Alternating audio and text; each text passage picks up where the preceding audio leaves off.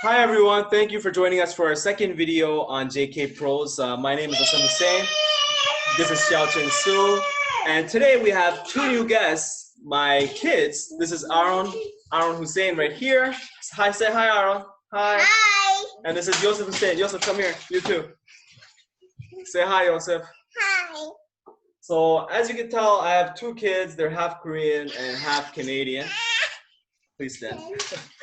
Sue's gonna ask me some questions on how it is raising a family as a working professional in Japan and Korea. He has prepared some interesting questions and questions that I'll try to discuss as truthfully as I can. Great. Well, thank you very much, Asim.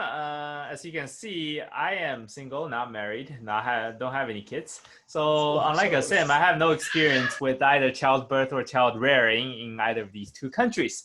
So in case some of the audience, and myself included, would like to pursue this option in the future, it'd be nice to have some questions answered before we venture into it.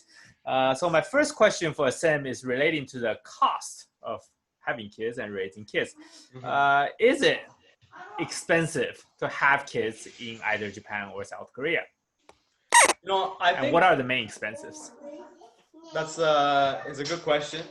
And I think the answer is it's not as expensive as you think, but you can make it as expensive as you want to be. And let me explain what I mean by that. So in terms of diapers, in terms of food, these sort of costs will not exceed $1,000 per child per month at the maximum. But what will cost you more money is the sort of activities that you want them to do. So for example, I have two sons. My older son, he's currently attending school in kind of a pre-kindergarten or preschool type of environment. This costs around 1,000 USD per month. Now, for me, I'm blessed and I have work that can help me provide for that, but not everybody is that lucky. So some people may not be able to take 1,000 for one child, and then in the future, when my other child starts going to preschool as well, he'll be another 1,000. Some people may not be so lucky to be able to afford all that. So it can be expensive if you want to send them for preschool. Now, these preschools are mostly conducted in Korean, and there's maybe about 2 hours of English maximum per day. If I were to send him to a pure international school that's geared towards expatriates, particularly executives, then we're looking at costs ranging from 2,000 to 3,000 USD per child per month. With two kids, that will cost me about 5,000 to 6,000 per month. And as you can see, for most people, 5,000 to 6,000 US dollars is quite expensive, whether it's the United States and particularly whether it's Japan and Korea, which on a per capita basis are a little bit less well off than the US or Canada. So that's the answer. It can be as expensive as you want it to be, but basics is not that bad. And the government does try to promote childbirth in both countries, and they do provide some level of subsidies depending on your income level and where you live in the country, but it's not going to cover certainly everything. Great, thank you very much. So what about like the bureaucratic side of things? Is it very, very bureaucratically cumbersome to have kids and register your kids in Japan and Korea? You know, I have a very unique answer for this is because I lived in Japan and my kids are Korean citizens, also Canadian citizens, but Korean citizens at the time when they were born. They were born in Korea, and when they came back to Japan, okay, see you later. Bye. Bye, Yosef. These two kids, they were born in Korea, and so therefore I had to submit paperwork in order to get their Zairyu card in Japanese. This is a foreigner card that all foreigners need to have when they enter Japan.